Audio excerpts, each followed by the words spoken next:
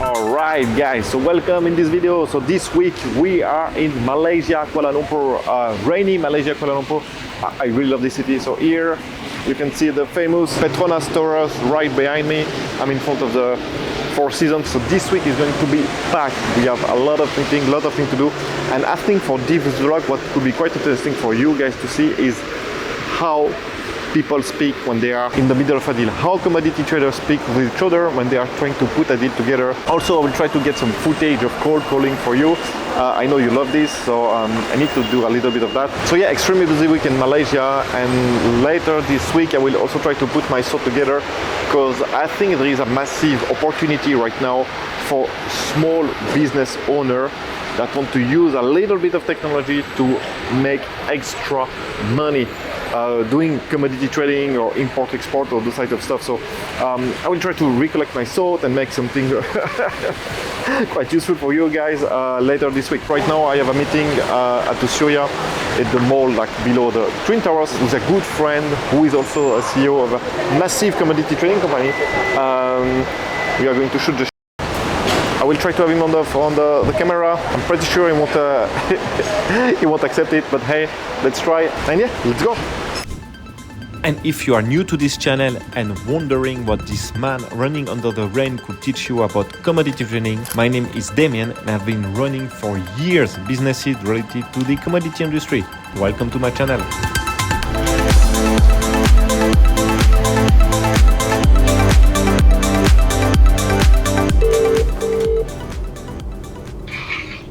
Hey, morning, Damien. How are you? Hey, buddy. How are you doing, man? Doing very well, thanks. Yeah. So. Are you back from holiday? Yeah, I'm back. 100% work mode.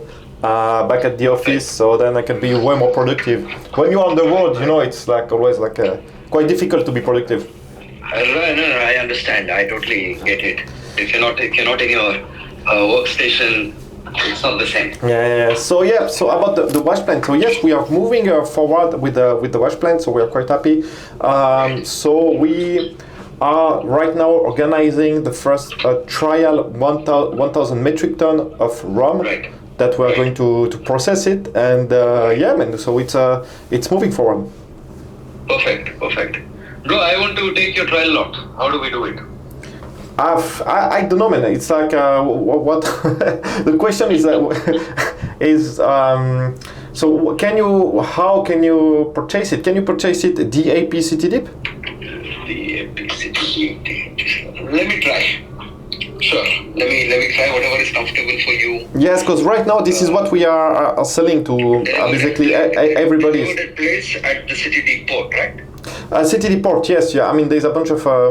We should be able to do it. Yeah, we cleared everything there, and then it's you to take it to Durban and then to ship it to China. So this is where we are selling right now, and for us it's like this. I mean, I don't see ourselves doing more than that because it's for a short cash term or short cash flow. No, that's I understand. You're prioritizing cash flow at this time. Yeah. And we can figure out a way. But okay, I understand. 1,000 tons expected. No, it's going to be less because it's 1,000 of rum. So again, the yield is 500 tons. Yeah, something like this. Yes, exactly, something like this. So 500 tons. When are you expecting? So we are going to put everything together. So I guess end of not end of this month. It's already too late. So give me rum next week. So then yes, I guess something like first week of August production. So then, yes, around that first half of August. So 500 tons should be ready at CTD first half of August. Yes, that's. Okay, perfect. So wait, what we can do is.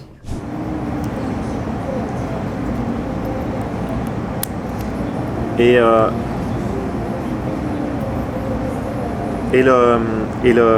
veux lui vendre comment au gars? Sif.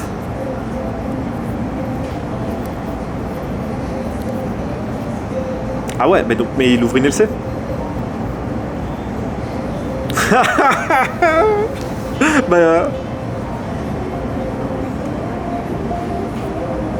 Quoi?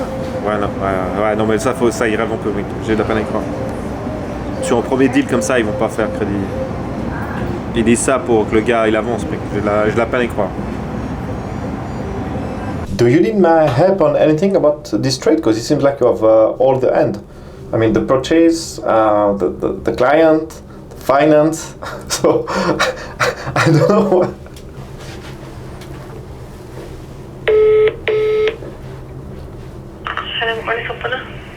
Hello, it's Damien from Regreen.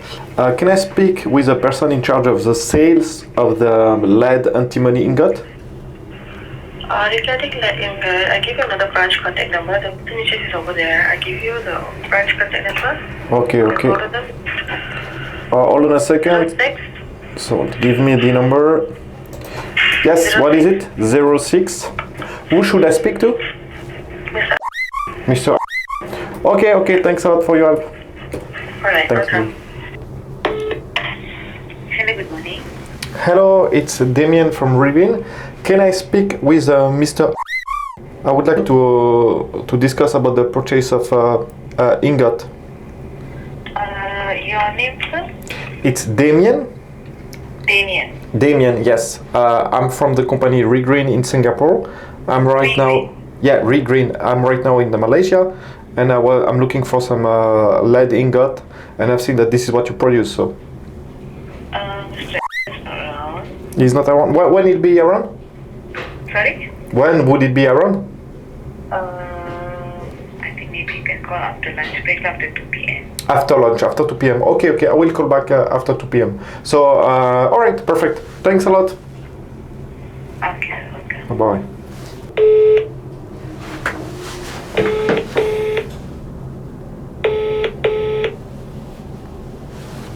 So you've seen, guy, I've just called two companies. One of them have not picked up. There is like 5 mobile phone on their website. None of them answer. So I don't know what's up. It's a huge smelting unit. So I don't know. I mean, but it's usually like that with factories. People don't answer the phone. You need to call them on the mobile. And then the other producer that I need to speak with, and as you can see, they answered, and I need to call back the guy in charge later today.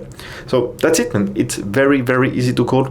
I know that a lot of you guys, especially the young one, I mean, you're afraid to speak on the phone with people, but just get over it. I mean, you see, I found some random numbers on our website and I called them, and this is how you do business. And then you ask very simple question, and that's it. You are in. Don't think that you need some script or stuff like that. I mean, no, you are not going to close anything on the phone with people that you don't know. So just ask simple question, behave like a normal human, and it should be okay. You see, this is why I'm recording this. Is just for you to see that it's not that difficult, man. It's not that difficult.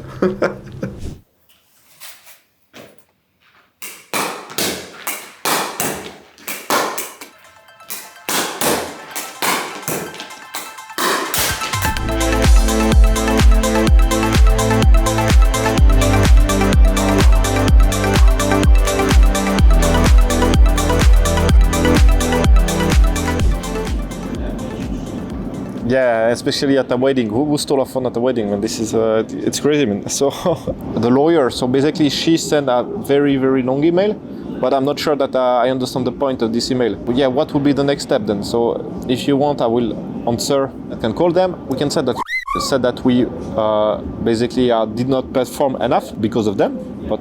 This is another problem, but this is true, and that now it's very difficult to get the money back from them. But we will get some point. Do you want me to say that to them, or what? Everything here, you can see the sourcing, financial status. We also did the new financial layer previously. So our idea, especially with the guys we talked to, that you presented to us, we saw that they only want once all software, right? A software that fixes everything. That we wanted to focus first on the early adopters, just to be able to collect a lot of feedback and kind of get this going. Because you know this company, right? It's big. So the moment they turn, I'll probably go to Philippines and then I'll tell you too. So we can sure. But, I mean, of course, yeah, it's a big company, so it's also all right. Yes, maybe they will scam you down the line, but you don't know yet. Oh. Whoa. Per metric ton? What? But you take nothing? Ah, okay. Oh man, alright. So then you need to do more. Yes. Okay. But they onboarded the supplier. They are sending the document, the contract, and so on. It's going right direction. Yeah. Sure. But you need to make sure that they sign the contract and that they get onboarded, and then you can just let them do that. Okay. But man, you need to know way more volume, right? Do they need more volume or not? Oh, okay. Do they buy copper cutter? I have something. Right now we are trying to sell it to an Indian customer, but India, you know how it is. We have 125 metric ton trial order that is going to be open to be picked up in, and then it's going to be 100 metric ton a month. Sorry, I thought they had a client for it. Oh, Alu. For Thailand or China? Thailand, right? Yeah, so it's diesel trade, right? Yeah, but it's small barge, right? No. Of course, it's always like this. It's everything is estimation until you don't make it like a real a real trade. So then all the estimate, it could be better, it could be worse, man. Honestly, sometimes you assume that you need to pay something or the cost is going to be this, but you can negotiate better. So yeah. You also, so you are going to go to Malaysia, and then you're coming to Malaysia. Yeah, in August I'll be, man. Maybe I need to go to India. I'll be in Hong Kong, Malaysia. Yeah, I have a lot of trips.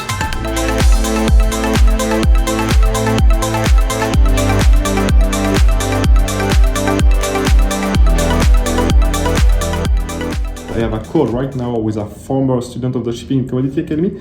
I will ask him if he can just say a few words for the vlog. Let's see. Yeah, the only thing is this like this company is probably one of the largest. Yes, I think so.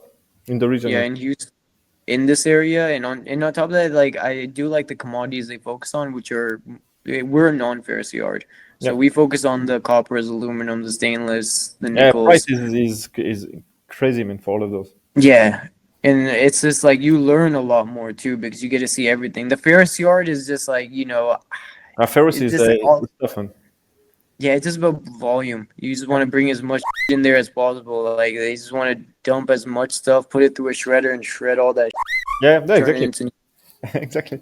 That's exactly what they want to do. Yeah, I wanted to ask him. Can you do a little feedback or about the Shipping Commodity Academy that I can use? Yeah, of course, man. Like it was a great course. Yeah. Okay. All right. Yeah, honestly. Okay, so that's the only reason I got. That's the only reason I got this job. 100%, like literally. All right, guys. So what we are now going to see is exchanges on LinkedIn about someone that wants to do business with me. Usually, I don't answer on messages on LinkedIn unless it's a very, very good message, because 99% of the time it's someone that wants something from me. So, and you know about that, guys, when you reach out to someone, think about what in your message there is for the receiver of this message.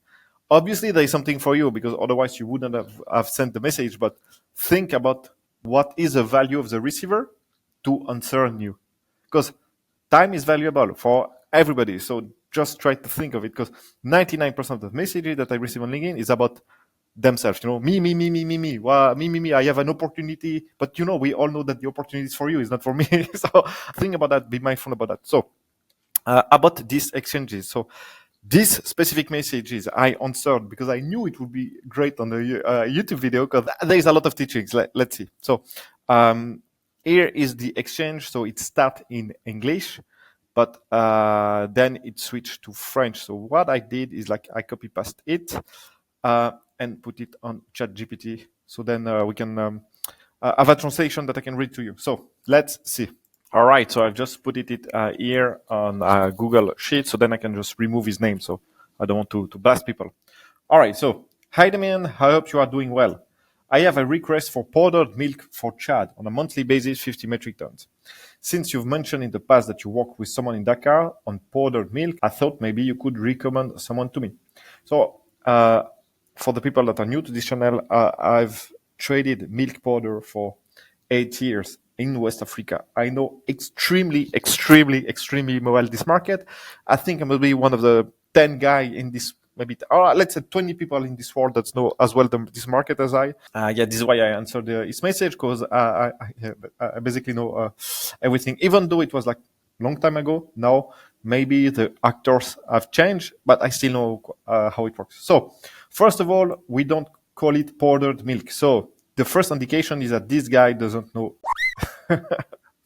All right, so what I did, I received it. I said, I look at the attachment, and there was like some nonsense in the attachment. So, first, the question, they only want 12% protein. What are they trying to do with the milk? So, this is my first question.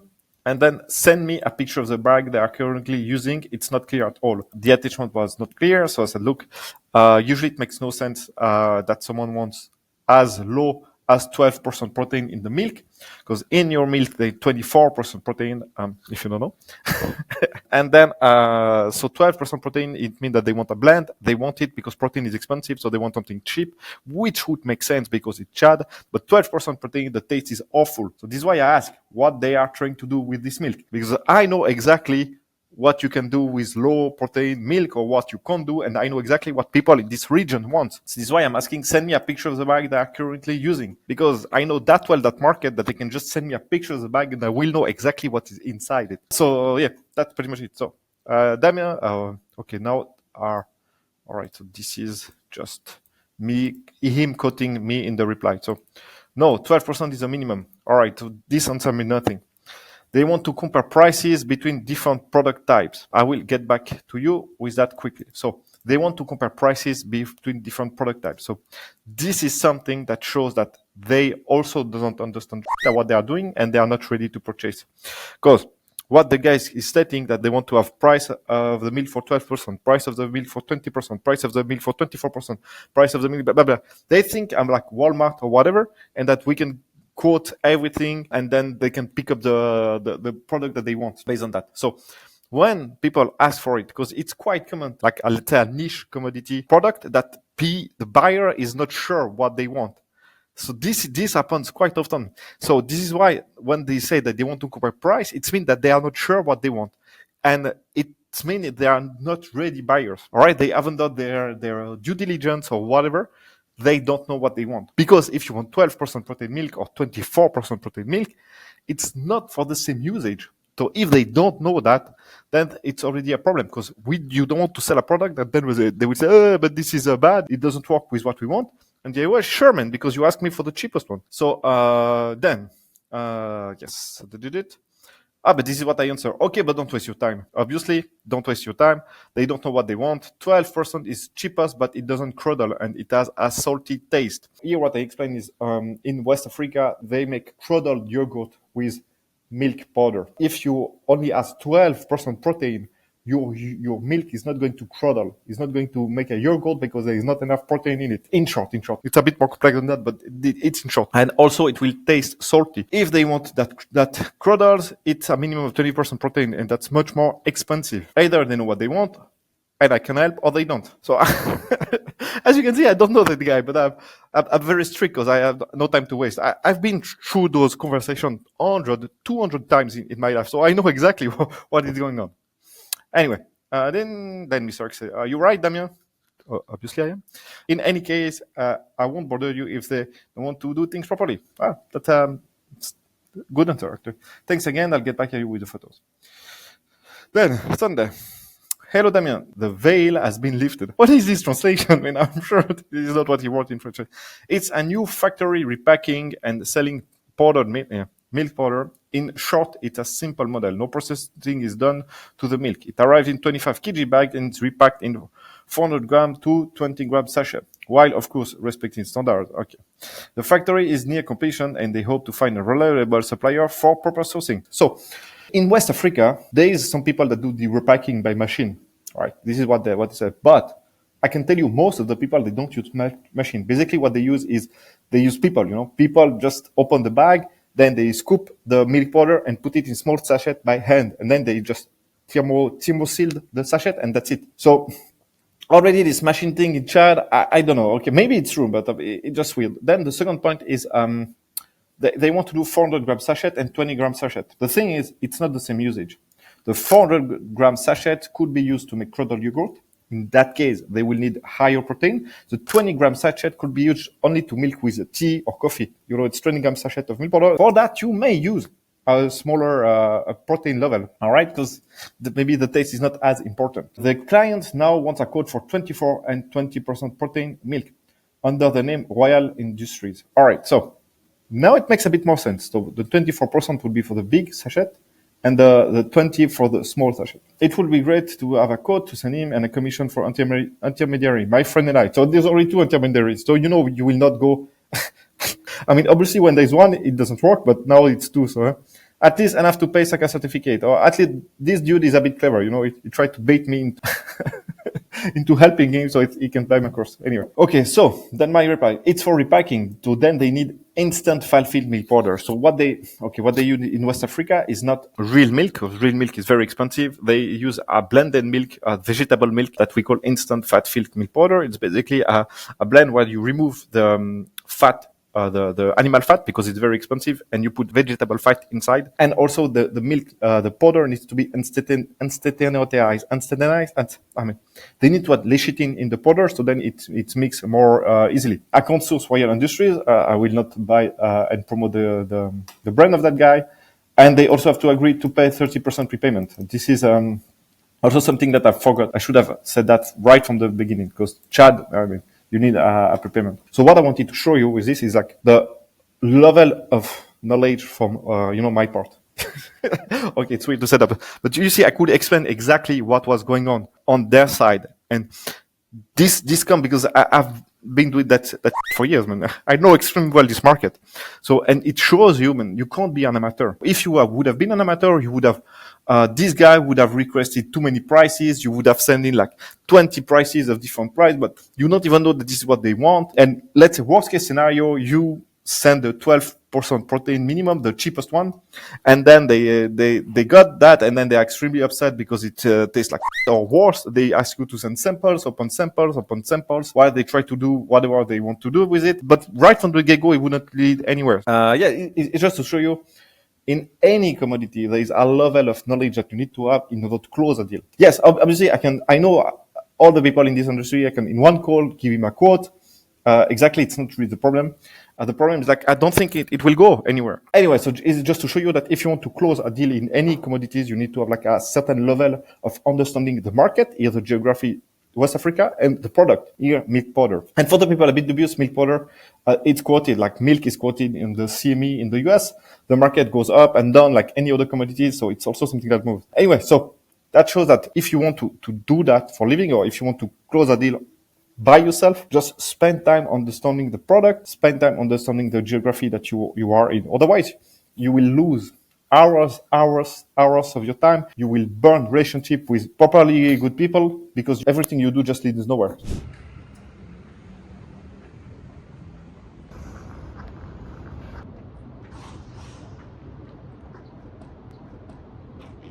Hello guys, welcome to my morning walk. It's 6 a.m. here in Malaysia and I'm walking, as you can see. I really like walking because I can really think, because otherwise during the day when can you think, man? It's impossible, man. We have too much stuff to do, so it's tough to think. So early morning doing my walk is the only moment where I can really think. And right now I have a lot on my mind because I'm in the middle of a quite difficult, quite uncomfortable situation that I created. I'm renegotiating the terms of my participation in a company. I can't really speak. I can say that. So basically, I got equity in a company, and they say, "Hey, Damien, so your job will be this. So this is your equity part, okay?" I bought a bit of equity, started to work to help them, and so on. And now I'm like, okay, if we want this company to succeed, I need to do way more than what was initially requested for me. Way more, like another full-time job. So I said, look guys, it's been a few months that we are working together on that. Obviously the scope of what I do has dramatically increased. And so I won't work for this level of equity, and I'm asking for this amount of equity. Obviously, we all think that this company is going to be a great success. So even if now this equity of the company is not worth that much, in 5 years we do hope that it's going to worth a lot. But we still need 5 years of work to make it happen, man. Yeah, basically this. I said, look guys, if you want me to carry on working, I will need this, which is a substantial amount, it's true. And otherwise I will give my equity back and that's it. And then we part. I say good luck to you, and then this is over. So obviously people are not really happy with that, but we are still in conversation. Really do hope that we can carry on together, but also I need to value my time. If I work for 5 years on a project, the potential amount that I could make on that project must be huge, and I must have some type of control on that project. So I'm sorry if I can't breathe well. It's quite steep, this part, and I'm quite fat, but yeah, and during that type of moment where you can really think, it's good just to remind yourself what you are doing, because sometimes you are uncertain, you know. When you are on calls, people are pissed. They say, oh, but you said that, now you want to change everything, blah, blah, blah. No, it's tough, it's always tough. So being able to reflect on what you are doing, it's a really, really good thing. And also, it's one of the reasons that people don't really get rich. Besides maybe only 1% of the population, is that people are just too afraid of being uncertain. They don't know what type of risk to take, how to take risk. So then they just stay in their job, live paycheck to paycheck. They don't want to work extra, and then they are stuck where they are because they don't understand that the ultimate risk is to stay where they are, and they don't want to take any investment, any chances on themselves, so they stay stuck. So for me it would have been easy to just coast along and maybe get a good paycheck in 5 years, and then maybe for the rest of my life. I don't know how big it could be, but I'm like, look, if this company is a rocket ship, I can really help it, but I need to have a more substantial part of the ownership. Obviously, it could be a massive mistake from my side. They could say, okay, Damien, ciao, and then yeah, I will find something else to do. But it's not uncertain that I wouldn't find something better to do that could make more money. So yeah, this is why sometimes you need to put your balls on the table and take risks. Think about that, guys. Like, if you're stuck where you are not on the direction that you want, what type of risk can you take to remove yourself from your situation and reach other levels? And sometimes it's very difficult to think because you're constantly on YouTube, like now, right now, on social media, maybe constantly listening to music, whatever. So you can't think, or maybe it's too difficult to think about your situation because your situation is so I know I've been there. So yeah, just take time to reflect on it. Take time to reflect and then think about what type of risk are you not taking that could really propel you to another place.